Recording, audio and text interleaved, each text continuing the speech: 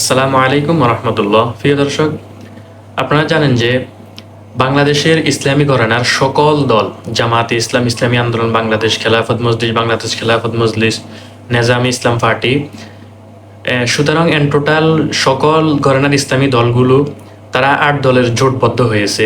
তারা বিভিন্ন সমাবেশ, বিভিন্ন সেমিনারও করেছিলেন যে তারা আগামী ত্রয়োদশ জাতীয় সংসদ নির্বাচনে তারা আসন সমঝোতার মাধ্যমে নির্বাচন করবে। তো ইদানিং সোশ্যাল মিডিয়াতে আপনারা দেখতে পাচ্ছেন যে এই বিষয়গুলো নিয়ে তাদের মধ্যে টানা হেঁচড়া চলতেছে। আপনারা দেখেন যে এনসিপি ৮ দলের জোটের মধ্যে তারা ছিল না। তাদের পূর্বে একটা ঘোষণা ছিল যে তারা ৩টা দল তারা জোটবদ্ধ হয়ে নির্বাচন করবে, কিন্তু কিছুদিন পরে দেখা গেছে যে তারা জামায়াতে ইসলাম অর্থাৎ ৮ দলের সাথে তারা জোটবদ্ধ হয়েছে। তো জোটবদ্ধ হওয়ার সাথে সাথে জামাত এবং ইসলামী আন্দোলন তাদের মধ্যে যে সমস্যাটা, আমি এই বিষয়টা একটু বিশ্লেষণ করি।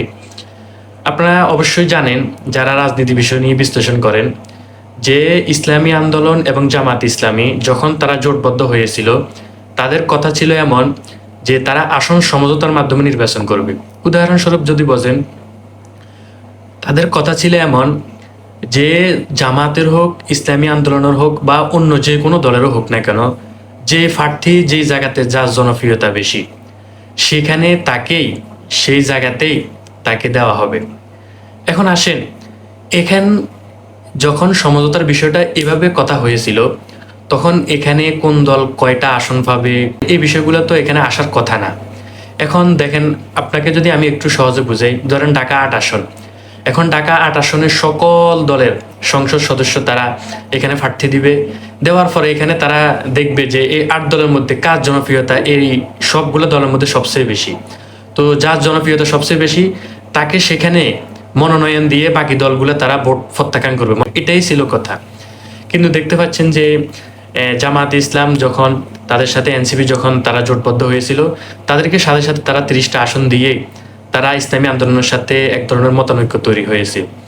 তো আমি মনে করি আসলে এই বিষয়গুলো তাদের মধ্যে না থাকাটাই ভালো হবে।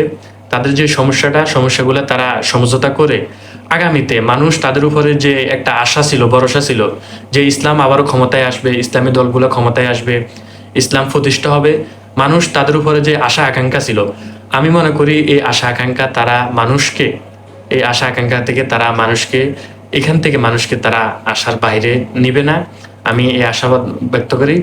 এই জন্য যারা দায়িত্বশীল রয়েছেন, আমি মনে করি আবারও আপনাদের আপনারা সমস্যাগুলো সমাধান করে আবারও আপনাদের যে আসন সমঝোতার কথাটা নিয়ে আপনারা এতদিন পর্যন্ত বিভিন্ন সভা, সেমিনার, বিভিন্ন সমাবেশ করে আসছেন, আবারও আপনারা এই কাজগুলো একতাবদ্ধ হয়ে করেন। আসন সমঝোতার মাধ্যমে যার জনপ্রিয়তা যে আসনে বেশি তাকে আপনারা প্রায়োরিটি দেন, তাকে সেখানে মনোনয়ন দেন। আমি মনে করি যদি ইসলামের একটা ভোটের বাক্স হয়, ইনশাআল্লাহ 100% ইসলাম ক্ষমতায় আসবে। আপনি যদি একটু বিবেচনা করেন বা একটু যদি জরিপ করেন, তাহলে দেখবেন আলহামদুলিল্লাহ আগের চাইতে এখন মানুষের ইসলামের প্রতি অনেক আবেগ, অনেক মহাব্বত। তাহলে এই মহাব্বত, এই আবেগটা এখনই সুযোগ।